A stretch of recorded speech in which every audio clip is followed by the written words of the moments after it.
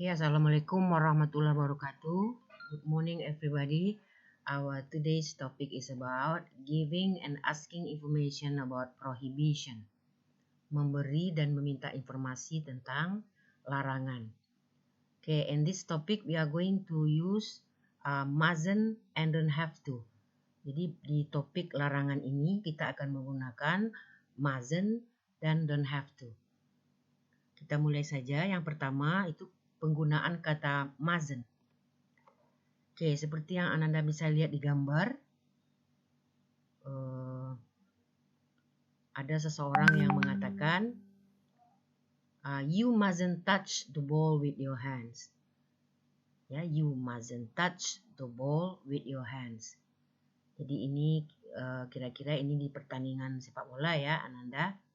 Jadi you mustn't touch the ball with your hands. Jadi kamu tidak boleh menyentuh bola itu dengan tangan kamu. Ya, jadi ini the use of the word mustn't. Kalau kita lihat arti dari kata mustn't dari kalimat tersebut, in English we can say mustn't is used to express negative obligation.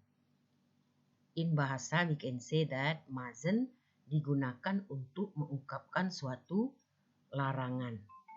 Jadi kalau ada sesuatu yang kita dilarang untuk melakukannya, kalau kita tetap juga lakukan, maka sesuatu yang jelek akan terjadi ke kita, atau mungkin kita nanti ada dikasih hukuman atau kita mendapatkan sanksi seperti itu. Jadi kalau suatu larangan itu kita tidak boleh untuk melakukannya. Okay, let's see the example of mustn't in a dialogue. This is an example of the word mustn't in a dialogue. Coba Ananda lihat contoh percakapan ini. Di dalam percakapan ini kita temukan ada kata mustn't. This is an example of A and B. What? You mustn't talk. Look, it says silent. Sorry. Nah, jadi di kalimat ini, di dialog ini kita menjumpai ada sebuah kalimat yang menggunakan kata mustn't. You mustn't talk. Jadi kamu tidak boleh berbicara. Kenapa? Kenapa tidak boleh berbicara? Karena di situ ada silence. Ya, mungkin ada suatu rapat, atau ada suatu ujian, atau ada seseorang yang sedang tidur, maka kita tidak boleh berbicara. Ya, oke. Jadi di kalimat ini kita menggunakan kata mustn't. You mustn't talk. Look, it says silence. Oke, bagaimana contoh penggunaan dari kata mustn't di dalam kalimat? Let's see the example. The first one is, you mustn't smoke in a petrol station. You mustn't smoke in a petrol station. Kalau kita artikan ke bahasa kita, kamu tidak boleh merokok di pom bensin. Jadi kalau kita tetap juga merokok, mungkin akan terjadi kebakaran. Ya, jadi seperti yang sudah kita bahas tadi, kalau ada suatu larangan, tak juga kita lakukan, mungkin nanti kita akan mendapatkan sanksi atau sesuatu yang jelek akan terjadi kepada diri kita. Contoh yang kedua, passengers mustn't open the door when the train is moving. Passengers, penumpang, tidak boleh membuka pintu ketika kereta sedang berjalan. Nah, jadi kalau Ananda sedang ada di dalam kereta, jadi Ananda tidak boleh membuka pintu ketika kereta sedang berjalan. That's a negative obligation. Jadi itu adalah suatu larangan. Apa yang akan terjadi kalau tetap juga dibuka pintunya? Nah, mungkin sesuatu yang jelek akan terjadi kepada diri kita. Ya. Jadi penumpang tidak boleh membuka pintu ketika kereta sedang berjalan. Okay? That's the meaning of and the use of the word mustn't. Jadi itulah penggunaan dan arti dari kata mustn't. Okay, let's go on. Kita lanjut ke kata don't have to. Coba lihat percakapan di slide ini. I feel sick. Kemudian satu lagi menjawab, yang perempuan ini, you don't have to come to the party if you don't feel well. Jadi yang satu perempuan ini mengatakan I feel sick, saya merasa tidak sehat. Kemudian dijawab oleh yang temannya, you don't have to come to the party if you don't feel well. That's the example of the use of the word don't have to. Jadi ini contoh dari penggunaan kata don't have to di dalam kalimat. Oke, bagaimana arti dari kata don't have to? Coba kita lanjutkan ke slide berikut. Oke, ini arti dari kata don't have to. Don't have to is used to mean there is no obligation. You are not required to do something, especially if you don't want to. Don't have to itu kita gunakan untuk menyatakan bahwa tidak ada suatu kewajiban bagi kita untuk melakukan sesuatu. There is no obligation for us to do that activity.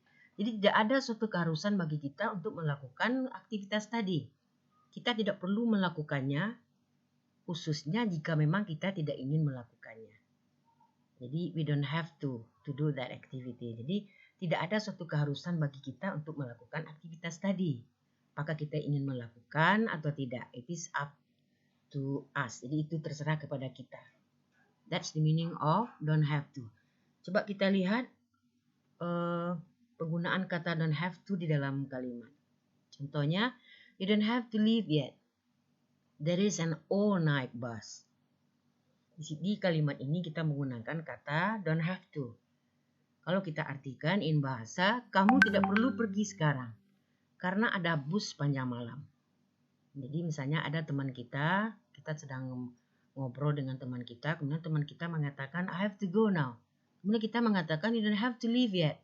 Kamu tidak perlu pergi sekarang karena ada bus sepanjang malam. Jadi busnya itu ada sepanjang malam, nanti sampai malam nanti busnya akan tetap ada. So you don't have to leave now. Jadi kamu tidak perlu pergi sekarang. Mungkin nanti kamu bisa pergi 3 jam berikutnya atau 4 jam berikutnya. Seperti itu. Tapi kalau kita ingin pergi juga, kita itu tidak apa-apa. Jadi kalau don't have to itu digunakan, kita boleh melakukan, boleh juga tidak. Jadi tidak ada suatu keharusan bagi kita untuk melakukannya. Oke, jadi that's the difference between mustn't and don't have to. Coba kita lihat di sini perbedaan antara mustn't and don't have to. Kita lihat di sini yang mustn't, you mustn't drink that. Yang don't have to, you don't have to drink that. Jadi di sini kata kerjanya sama-sama meminum. Drink that.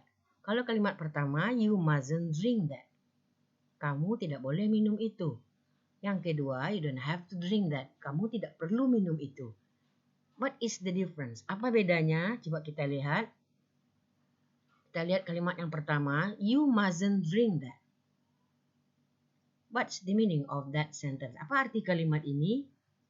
The meaning of this sentence is, it is forbidden to drink that. Forbidden berarti kita dilarang meminum minuman tadi. Don't drink that. It's not allowed. Jangan minum itu katanya.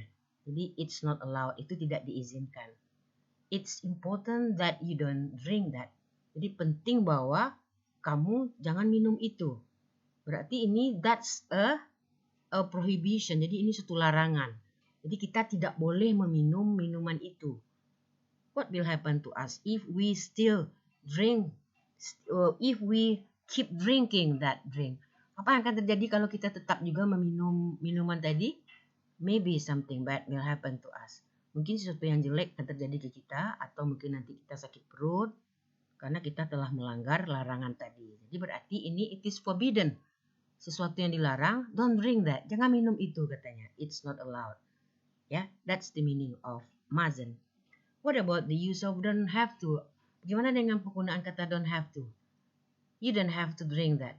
Kalau ada nanti kita temui kalimat seperti ini, the meaning of this sentence is, you don't need to drink that, but you can if you want to. Kamu tidak perlu minum minuman tadi. Tetapi kalau kamu ingin, kamu boleh meminumnya. Ya, so there is no obligation for you whether you want to drink or you don't want to drink. Jadi tidak ada suatu keharusan. Ya, jadi kita boleh minum, boleh juga tidak. Jadi there is no obligation for us to drink that. There is no obligation to drink that. You decide if you want to. Jadi kamu yang memutuskan sendiri apakah kamu mau minum atau tidak. Jadi kalau mau minum boleh juga, kalau tidak minum juga tidak apa-apa. Ya, that's the differences between mustn't and don't have to. Oke, Ananda, mudah-mudahan Ananda paham tentang perbedaan antara mustn't dan don't have to.